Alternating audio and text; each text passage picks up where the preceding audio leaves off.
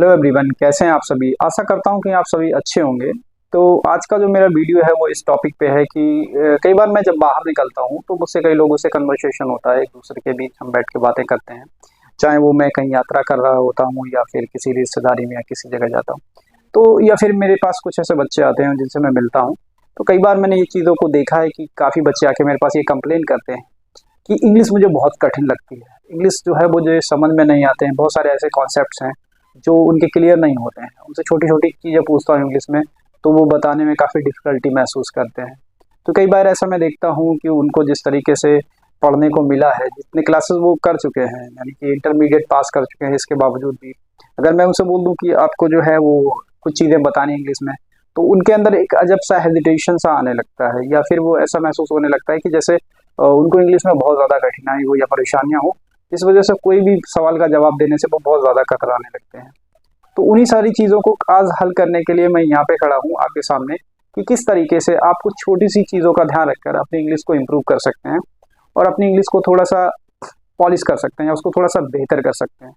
तो इंग्लिश को शुरू से समझने के लिए आपको कुछ कॉन्सेप्ट को समझना पड़ेगा, जिससे क्या होगा, अगर आप अभी से ही इस पर काम करना शुरू करेंगे तो आने वाले कुछ टाइम में आपकी इंग्लिश काफ़ी अच्छी हो सकती है। साथ ही अगर आप इस कॉन्सेप्ट को अपने बच्चों को या अपने घर के भाई बहनों को भी समझाएंगे तो इस कॉन्सेप्ट के द्वारा आप उनकी इंग्लिश को काफ़ी ज़्यादा इम्प्रूव कर सकते हैं। तो अगर आप भी जानना चाहते हैं कि वो सारे कॉन्सेप्ट्स क्या हैं, तो वीडियो को पूरा देखना और ध्यान से देखना है। अगर वीडियो का कोई पार्ट आपको अनवांटेड लगता है या आपको लगता है कि मुझे नहीं देखना है, तो उसे ज़रूर स्किप करें। तो देखिए, कई बार हम क्या होता है कि शॉर्ट्स देखते हैं और डिफरेंट टाइप के वीडियोज़ देखते हैं जिनसे हम सिर्फ इंटरटेनमेंट हासिल कर रहे होते हैं। वहीं हमें ज़रूरत है कुछ अच्छी एजुकेशन की, जो हम अपने बच्चों को दे सकें, अपने भाई बहनों को दे सकें, जिससे कि कल उनका भी भविष्य उज्जवल हो। अगर वो अपनी ज़िंदगी में कुछ नहीं कर सकते हैं तो कम से कम उस एजुकेशन के बदौलत वो कहीं ना कहीं खड़े होके अपनी शिक्षा का इस्तेमाल करके कुछ पैसा कमा सकते हैं, या उस एजुकेशन का सही इस्तेमाल करके वो उससे कुछ अपनी जीवन यापन का साधन जुटा सकते हैं। तो हमें बच्चों को शिक्षा ऐसी देनी चाहिए जिससे कि वो भविष्य में स्किल्ड बने, ऐसे बने कि वो उस शिक्षा का सही उपयोग कर पाए। अब हम अधिकतर जगहों पर देखते हैं कि बच्चों के पास हाई स्कूल, इंटरमीडिएट या फिर ग्रेजुएशन या पोस्ट ग्रेजुएशन तक की डिग्रियां उनके हाथ में थामे होते हैं, लेकिन फिर भी वो अपनी ज़िंदगी में कुछ कर नहीं पा रहे होते हैं।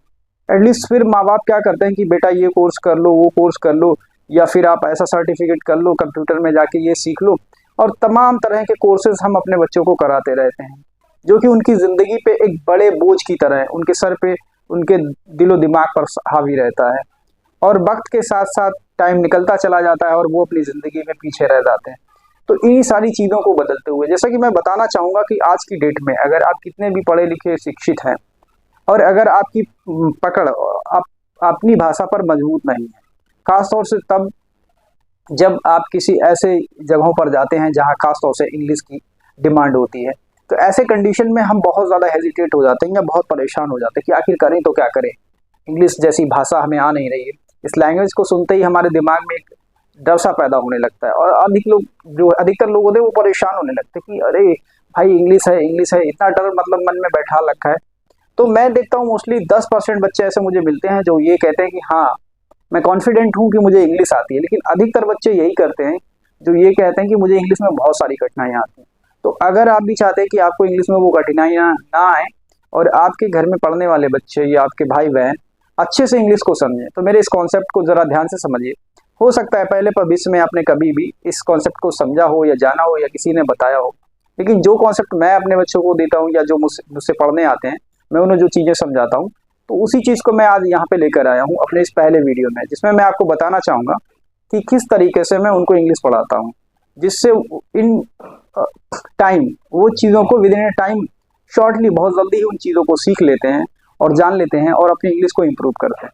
तो सबसे पहले तो ये जान लीजिए कि हमें दुनिया भर में खास तौर से इंग्लिश को बोलने के लिए, पढ़ने के लिए, सुनने के लिए और समझने के लिए लगभग 1500 मीनिंग्स की आवश्यकता होती है। यानी हमें 1500 मीनिंग्स चाहिए होते हैं जिनके द्वारा हम लगभग एक मिडिल एज की इंग्लिश, मतलब ऐसा कि मध्यम वर्ग की इंग्लिश को बोल सकते हैं, पढ़ सकते हैं, सुन सकते हैं और समझ सकते हैं। कहने का तात्पर्य ये है कि आप उन 1500 मीनिंग्स का इस्तेमाल करके इंग्लिश को कुछ हद तक उसकी जटिलताओं से परे जा सकते हैं या इंग्लिश को समझ सकते हैं। यानी कि वो आपकी इंग्लिश को के उस डर को उस फियर को ख़त्म कर देगी जो आपको महसूस होता है। ऐसे ऐसे कुछ छोटे छोटे मीनिंग्स होते हैं, तो इनको जो है वो ग्लोबिस वर्ड बोलते हैं। अगर आप गूगल पे जाएंगे और गूगल पे जाने के बाद अगर आप सर्च में डालेंगे ग्लोबिस वर्ड इन इंग्लिश, अगर आप इस चीज़ को टाइप करेंगे तो आपके सामने एक साइट खुलेगी। उस साइट पे आपको एक लिस्ट अवेलेबल होगी जिसमें वो 1500 मीनिंग्स मेंशन किए होंगे और आप उनको जाके वहाँ पे चेकआउट कर सकते हैं। आप वहाँ देख सकते हैं कि वो मीनिंग्स दिए हैं या नहीं दिए हैं। वो बेसिक से मीनिंग्स होंगे जो कि आपके ए से शुरुआत कर रहे होंगे और आगे तक जा रहे होंगे। तो अगर आप इस चीज़ को वेरीफाई करना चाहें तो आप गूगल पे जाके अभी टाइप करके देख सकते हैं, और साथ ही उसको आप PDF फॉर्म में डाउनलोड करके रख सकते हैं और अपने पास उसको लिख सकते हैं, नोट डाउन कर सकते हैं, जिससे भविष्य में अगर आप उन मीनिंग्स को लर्न करेंगे तो आपकी इंग्लिश की काफ़ी हद तक की परेशानियां कम हो जाएंगी। तो यहाँ पे मैं क्या अपने बच्चों को या जो मेरे पास पढ़ने वाले लोग आते हैं उनको क्या कॉन्सेप्ट देता हूँ अब उनकी इंग्लिश को इम्प्रूव करने के लिए, तो इस वीडियो में मैं आपको वही सब बताने जा रहा हूँ। तो सबसे पहले हम देख लेते हैं क्या, मैं जैसे कि मैंने बताया, अब मैंने आपको ये तो बता दिया कि आपको 1500 मीनिंग्स की आवश्यकता है, लेकिन इन 1500 मीनिंग्स को आप लर्न कैसे करेंगे। देखिए, अधिकतर मीनिंग्स हमें याद ही होते हैं। कुछ मीनिंग्स ऐसे होते हैं जो हमें मालूम होते हैं लेकिन हम उनका इस्तेमाल नहीं कर रहे होते हैं या उन्हें समझ नहीं पा रहे होते हैं। तो उन मीनिंग्स को हम कैसे जानें। जैसे फॉर एग्जांपल मैंने अभी ये क्या पहना, व्हाइट कलर की एक शर्ट है, तो जैसे मैंने पूछा कि आपने ये क्या पहना, तो हम बताएंगे कि हम शर्ट पहने, तो शर्ट एक इंग्लिश का वर्ड है, ठीक है।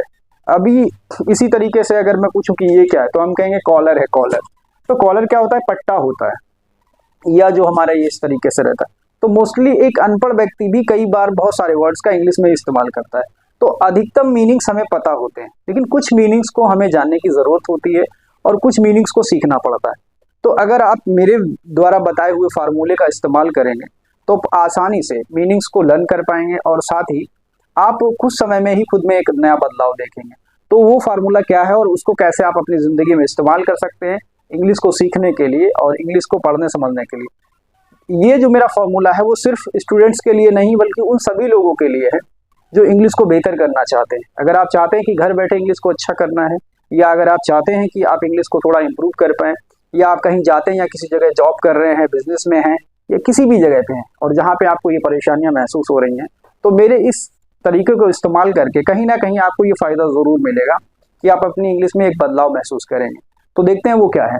तो जैसे कि मैंने आपको बताया कि इंग्लिश को पढ़ने, बोलने, लिखने और समझने के लिए या सुनने के लिए हमें लगभग 1500 मीनिंग्स की ज़रूरत होती है। अब अगर हम एक बार में कहें कि आपको ये 1500 मीनिंग्स लर्न करने हैं, तो ये एक डिफ़िकल्ट टास्क होगी आपके लिए, जिसे परफॉर्म करना आपके लिए काफ़ी कठिन होगा, क्योंकि हम दिन भर में दिया जाने वाला 3 टाइम का खाना 3 टाइम में ही खाते, एक बार में नहीं खा सकते। उसी तरीके से मेरे बता देने से ही काम नहीं चलेगा। तो हम जानेंगे कि किस तरीके से हम इन मीनिंग्स को थोड़ा थोड़ा करके याद कर सकते हैं। तो हम थोड़ी देर के लिए मान लेते हैं कि हमारे पास जो है वो 1 मंथ है, ठीक है, 1 मंथ, सॉरी, यहाँ पे हम 1 मंथ लिख लेते हैं। और जैसे 1 मंथ के अंदर अगर हम देखें तो कुछ मंथ्स में हमारे 28 डेज होते हैं, 28 दिन होते हैं, और कुछ में 29 होते हैं, और कभी 31 होते हैं, तो कभी हमारे 30 दिन भी होते हैं। तो यहाँ पे हम 28, 29, 30, 31 ना लेके सीधे ये मान के चलेंगे कि हमारे एक मंथ के अंदर जो है वो 30 डेज होते हैं। कितना डेज होता है, 30 डेज होता है, ठीक है। मान लीजिए हमारे पास 30 डेज है। अब हमने क्या किया कि हमने एक टारगेट सेट किया कि हम 5 मीनिंग्स को डेली याद करेंगे। तो अगर हम 5 मीनिंग्स को यहाँ डेली याद करते हैं और इसको हम मल्टीप्लाई करते हैं 30 से, 5 × 30 इक्वल आपका जो आएगा वो 150 मीनिंग्स आएगा। कितना मीनिंग्स आएगा, 150 मीनिंग्स आएगा। यानी कि एक महीने के अंदर आप लगभग 150 मीनिंग्स को याद कर चुके होंगे। अब आपके सामने ये परेशानी होगी कि हम ये 5 मीनिंग्स कौन से याद करें। तो इस बारे में मैं थोड़ा सा आगे बात करूंगा, पहले इसको हम समझ लेते हैं कि कैसे हमें याद करना है। तो एक महीने में आपने यहाँ 150 मीनिंग्स लर्न किए, उसी हिसाब से हम जब इसको 150 को अगर हम मल्टीप्लाई कर देंगे 12 से, या 12 × 150 करेंगे, 150 × 12, तो जो हमारा निकल के आएगा वो आएगा 1800। कितना होगा, 1800 मीनिंग्स। और हमें आवश्यकता थी सिर्फ 1500 मीनिंग्स की, यानी 1500 मीनिंग्स की नीड थी हमें इंग्लिश को पढ़ने, लिखने, सुनने और बोलने के लिए। तो यहाँ पे अगर आप देखेंगे, अगर इसी चीज़ को अगर आप 1 साल तक कंटिन्यू करते हैं, यानी कि पर डे 5 मीनिंग्स लर्न करते हैं, तो ये फिगर आपका जो है वो 1500 से भी ऊपर चला जाएगा। और ऐसी कंडीशन में आपके सामने जो इंग्लिश के मीनिंग की समस्या है वो काफ़ी हद तक खत्म हो चुकी होगी। तो पहली चीज़ तो ये करना है जिससे आप मीनिंग्स को समझ सकें और मीनिंग्स को सीख सकें। अब जब आपने मीनिंग सीख लिए, अब आपको क्या करना है, आपको कुछ छोटे छोटे सेंटेंसेस को सीखना है। लेकिन क्योंकि अगर आप ग्रामेटिकल चीज़ों को अगर आप स्टूडेंट हैं तो आपको ग्रामेटिकल चीज़ों को भी सीखना पड़ेगा, तो ग्रामर को भी सीखना पड़ेगा। तो उसको सीखने के लिए आप इंग्लिश ग्रामर के बेसिक्स से शुरू करें। तो पहले तो यहाँ पे हमने मीनिंग्स को ख़त्म कर दिया। अब हम बात करेंगे कि मीनिंग्स को, मैंने जैसा पहले बोला था कि पहले हम यहाँ पे फॉर्मूला लिख लेते हैं, उसके बाद हम ये सोचते हैं कि अब ये मीनिंग्स को हम लर्न कैसे करेंगे या किन मीनिंग्स को हम लर्न कर सकते हैं। तो उसके लिए सबसे पहले आपको क्या करना है कि आपको ऐसी चीज़ों को तलाशना है जो आपके आसपास दिख रही हैं। जैसे फॉर एग्जांपल मान लीजिए यहाँ पे ये आपको दिख रहा है, तो ये हमारा क्या है, वाइट बोर्ड है। अगर हम किसी से भी बच्चे से पूछें तो वो बोलेगा ये बोर्ड है। अगर यहाँ पे ये ब्लैक कलर का होता है तो वो बोलता है ये ब्लैक बोर्ड है। अगर ये वाइट है तो वो बोलेगा ये वाइट बोर्ड है। तो देखिए उसने दो मीनिंग्स का इस्तेमाल किया इस चीज़ को बताने के लिए, पहला वाइट, दूसरा बोर्ड। तो वाइट का मतलब हमारा होता है सफ़ेद और बोर्ड का मतलब होता है तख्ता या पटल। तो इससे क्या पता चलेगा कि ये हमारा श्वेत या सफ़ेद पटल है या सफ़ेद तख्ता है। अब इसी तरीके से हमें क्या करना है, मीनिंग्स को दो हिस्सों में डिवाइड करना है, दो भागों में बांटना है। पहली जो मीनिंग्स रहेंगी वो हमारी हिंदी में रहेंगी। किस में रहेंगी? हिंदी में रहेंगी। अब मान लीजिए कोई मीनिंग आपके सामने आती है जो हिंदी में है, आपकी रीजनल लैंग्वेज जो है वो हिंदी है या कोई और भाषा है। तो सबसे पहले आप क्या करेंगे, अपनी उस प्रादेशिक भाषा में, आपके प्रदेश में बोली जाने वाली भाषा में देखेंगे कि वो वर्ड जो आपने देखा, क्या आपको उसे इंग्लिश में, आप जानते हैं कि उसे इंग्लिश में क्या बोलते हैं। अगर आपको नहीं पता है तो आप उसके लिए डिक्शनरी का इस्तेमाल कर सकते हैं। तो इसके लिए मैं सजेस्ट करूँगा, चाहे आप स्टूडेंट हों या फिर आप एक लर्नर हों जो इंग्लिश को सीखना चाहते हैं, या आप एक बिगिनर हों जो इंग्लिश को शुरुआती दौरों में सीख रहे हैं, तो मैं ये चाहूँगा कि अगर आपके पास कोई स्टूडेंट अवेलेबल नहीं है तो आप ऐसी कंडीशन में डिक्शनरी ले सकते हैं। तो डिक्शनरी भी हमारी दो तरीके की रहती है। एक ऐसी डिक्शनरी होती है जिसके अंदर हम हिंदी से इंग्लिश के मीनिंग देखते हैं, और एक डिक्शनरी हमारी ऐसी होती है जिसमें हम इंग्लिश मीनिंग को हिंदी में देखते हैं।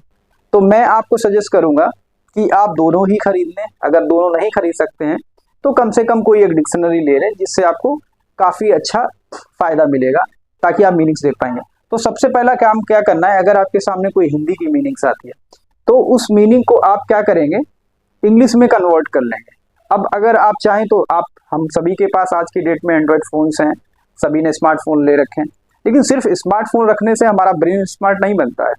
हमें स्मार्ट तरीके से सोचना पड़ेगा, स्मार्ट तरीके से पढ़ाई भी करनी पड़ेगी।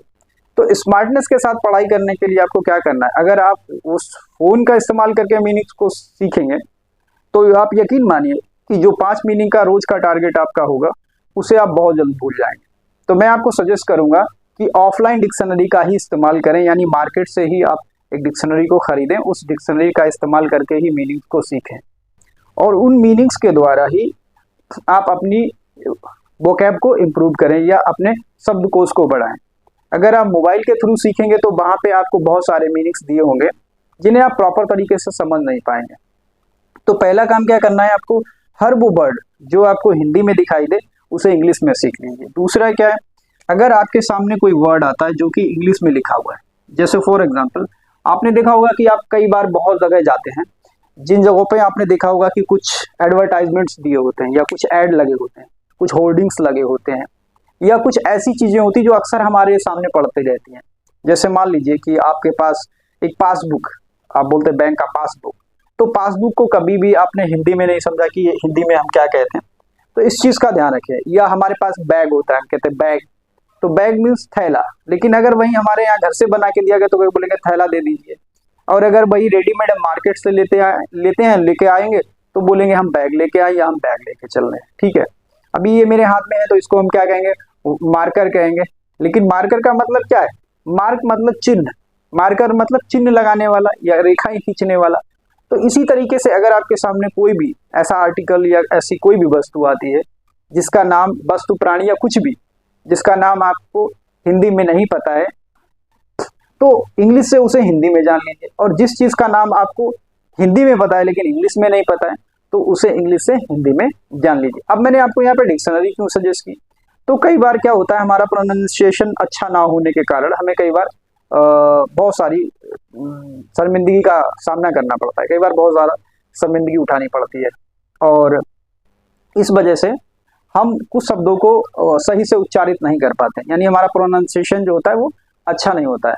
तो अपने उच्चारण को सही रखने के लिए आप अगर डिक्शनरी का सहारा लेंगे तो डिक्शनरी में ये मेंशन किया होता है कि इस शब्द को आप क्या उच्चारित करेंगे या इसको क्या बोलेंगे। तो मैं सजेस्ट करूंगा आप इंग्लिश टू हिंदी डिक्शनरी को खरीद लें, और वैसे आपकी इच्छा है, आप जो भी चाहें वो ले सकते हैं, हिंदी से इंग्लिश ले सकते हैं या इंग्लिश से हिंदी, एज यू थिंक, जैसा आपको बेटर लगता है या आपको जैसा कन्वीनियंट लगे वो आप ले सकते हैं। ठीक है, तो पहला काम क्या करना है, हिंदी से इंग्लिश सीखना है और इंग्लिश से हिंदी मीनिंग सीख लेना है। तो ये तो हो गया हमारा इंग्लिश मीनिंग्स की लर्निंग का प्रोसेस। अब हमने कहा कि क्या सीखना है, तो जो भी चीज़ें आपको आस पास अपने दिख रही हैं वो हर एक चीज़ जो आपको हिंदी में समझ में आती है उसे इंग्लिश में, और जो इंग्लिश में समझ में आए वो हिंदी में आपको सीख लेनी है। तो इसमें मुझे और ज़्यादा नहीं बताना था, तो ये एक बेसिक सा फंडा है, अगर आप इसको यूज़ करेंगे तो आप अपने इंग्लिश मीनिंग्स को इम्प्रूव कर पाएंगे। अब देखिए होता क्या है कि अगर आप चाहते हैं कि अपनी इंग्लिश को और ज़्यादा अच्छा कर पाएँ और ज़्यादा इम्प्रूव कर पाएँ, तो आपको क्या करना है, कुछ काम करने होंगे। सबसे पहला तो क्या है कि आपको पर डे कम से कम जो है वो एक पेज जो है वो राइटिंग करनी है, यानी कि आपको इंग्लिश लिखना है, राइटिंग करनी है लगभग एक पेज। उससे देखिए होगा क्या, जब भी आप राइटिंग करना शुरू करते हैं तो आपके सामने जो होता है, जैसे क्या होता है कि अगर मैं आपसे एक सवाल करूं कि आप मुझे किसी ऐसी हिस्टोरिकल बिल्डिंग के बारे में या किसी ऐसे तीर्थ स्थान के बारे में बताइए जहां आप पहले कभी नहीं गए हो, तो क्या आप उस स्थान के बारे में उतना डीपली और उतना विस्तारित रूप से बता पाएंगे जितना कि उस स्थान के बारे में जहां आप होकर आए हैं? शायद आप नहीं बता पाएंगे क्योंकि आप वहां कभी पहले गए नहीं। लेकिन अगर आप उस जगह गए हैं, उस चीज़ को आंखों से देखा है, विजुलाइज किया है, तो आप उस चीज़ को बहुत अच्छे से डिटेल तरीके से बताएंगे कि देखिए हम वहाँ से वहाँ गए, वहाँ पहुँचे, हमने ये चीज़ें देखी, वो चीज़ें देखी, और इससे हमें ये समझ में आया कि हम उन चीज़ों को डिटेल तरीके से जान लेते हैं।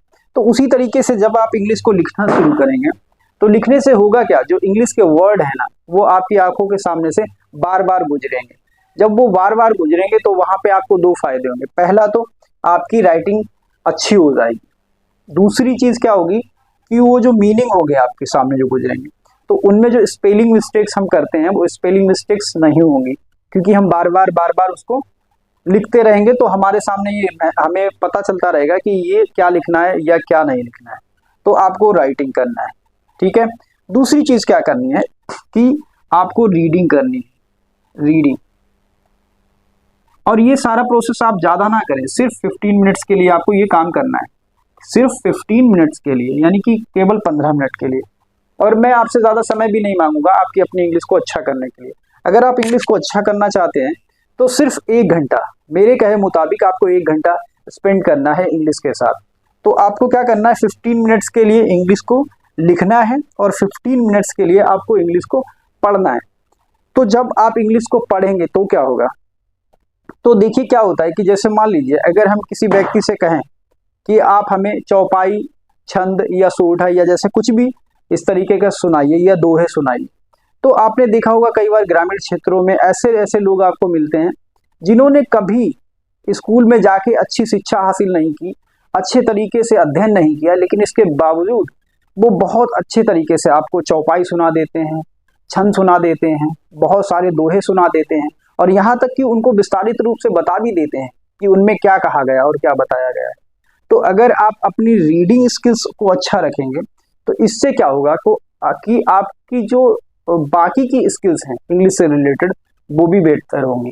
लेकिन साथ ही यहाँ पे एक चीज़ का और ध्यान आपको खास तौर से रखना है कि अगर जब आप किसी भाषा को सीख रहे हैं तो उस भाषा में सबसे ज़्यादा जो अहम हिस्सा होता है वो आपकी प्रादेशिक भाषा का होता है। जैसे कि मेरे राज्य में हिंदी बोली जाती है, तो अगर मेरी पकड़ हिंदी पे मजबूत नहीं है, जैसे कि हम यहाँ पे एक वर्ड ले लेते हैं, तो मैं कहूँगा यहाँ पे अगर मेरी हिंदी मजबूत नहीं है तो मेरी इंग्लिश भी मजबूत उतनी नहीं हो सकती। उसका कारण ये है क्योंकि जब मैं अपनी प्रादेशिक भाषा को ही सही नहीं समझ पा रहा हूँ तो उसी भाषा से रिलेटेड चीज़ों को मैं कैसे समझ पाऊंगा।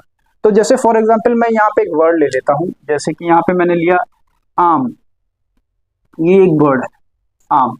तो देखिए ये आम बर्ड है, अगर हम इसको देखें तो देखने में ये सिर्फ एक बर्ड है, लेकिन इस वर्ड के अगर हम मीनिंग्स देखेंगे या इसको समझने की कोशिश करेंगे तो बहुत सारे मीनिंग्स बनेंगे। देखिए कैसे, अगर हम इसको आम एक फल के रूप में देखेंगे तो ये हमारा कहलाएगा मैंगो।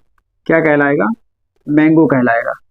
लेकिन अगर हम इसी वर्ड को सामान्य बोलें कि आम बात है, आम आदमी है, ठीक है, आम इंसान है, तो देखिए अगर हम इसको हम कहें कि आम आदमी, तो इसी आम का मतलब कॉमन हो जाएगा, कॉमन मैन। अगर हम इसी वर्ड को आम इंसान, आम व्यक्ति बोलेंगे तो कॉमन मैन हो जाएगा। अगर हम कहें आम बात है तो हम कहेंगे इट्स कॉमन, ये कॉमन है, ये आम सी बात है, ठीक है। तो इस तरीके से अगर हम कहें कि आम तौर पे यानी अक्सर, आए दिन, जनरली, हम ये भी बोल सकते हैं, ठीक है। तो आपने देखा यहाँ अगर आपको ये आम का सारे मायने नहीं पता है, सारे मीनिंग्स आपको हिंदी में नहीं पता है, तो आप इसको सिर्फ मैंगो ही जान पाएंगे, जनरली नहीं जान पाएंगे, आप इसको कॉमन नहीं जान पाएंगे, कॉमन मैन नहीं जान पाएंगे। तो आपको यहाँ पे ये चीज़ का भी ध्यान देना है कि इसके साथ साथ, इंग्लिश के साथ साथ आपकी अपनी प्रादेशिक भाषा पर भी मजबूत पकड़ होनी आवश्यक है, अनिवार्य है। तो ये हो गया हमारा राइटिंग हो गया, रीडिंग हो गया। इसके बाद हम बात करेंगे स्कूल यानी कि 10th या 12th 11th क्लासेस के स्टूडेंट्स हैं, या फिर आप किसी ऐसी जगह पे पढ़ रहे हैं जहाँ पे आपको स्पीकिंग करने की भी ज़रूरत है या आप बोलना भी चाहते हैं, तो मैं आपको सलाह दूंगा कि इन दो के अलावा आप जो है वो 15 मिनट्स ये भी करेंगे कि 15 मिनट के लिए स्पीकिंग भी करेंगे। क्या करेंगे? स्पीकिंग भी करेंगे।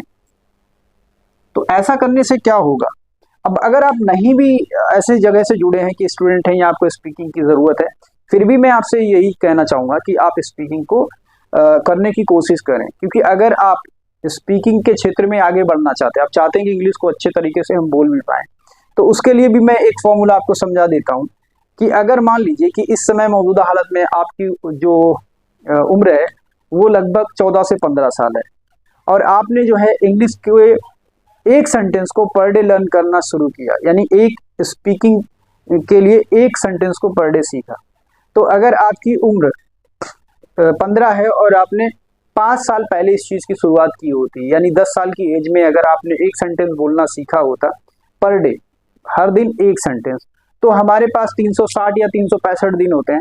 तो आपने अब तक एक दिन में आपने एक सेंटेंस को लर्न किया, तो एक साल में आपके पास जो हुआ वो 300, हम 60 ही मान लेते हैं, 360 सेंटेंसेस आपने लर्न कर लिए होंगे, ठीक है, जिन्हें आप अच्छे से डिलीवर कर सकते हैं या स्पीकिंग में इस्तेमाल कर सकते हैं। और मेरे हिसाब से पर डे एक सेंटेंस याद करना इतना डिफिकल्ट टास्क नहीं है। तो अगर आपने नहीं किए तो आपके घर में जो बच्चे पढ़ रहे हैं आप उनको ये चीज़ बता सकते हैं कि पर डे आपको कम से कम 5 मीनिंग्स याद करना है, पर डे आपको कम से कम एक सेंटेंस याद करना है, और हो सके तो आप 10 मिनट का टाइम लें उनसे और वो मीनिंग्स और वो सेंटेंस हमको सुन लें।